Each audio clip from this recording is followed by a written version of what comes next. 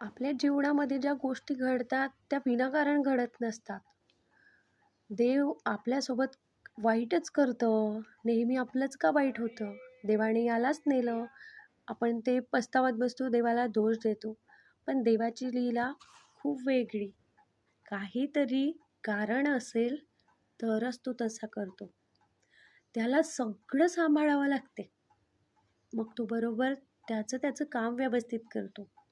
आपल्याला काय सांभाळावं लागते? जे सांभाळावं लागते तेही आपल्याकडून धड सांभाळणं होत नाही. फक्त दोष देता येतो. म्हणून जे आपल्याला सांभाळायचं ना ते सांभाळायचं. उगाच देवाला दोष देत नाही बसायचं, की तू माझ्यासाठी असंच का केलं?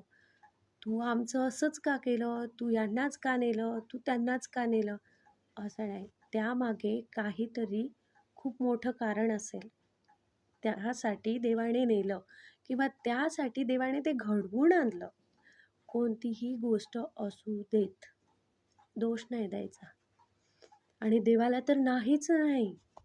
कारण देवावर खूप मोठी जिम्मेदारी असते. त्याला ती सगळी पार पाडावी लागते. आपण आपली जिम्मेदारी पार पाडावी, देव त्याची जिम्मेदारी पाडतो.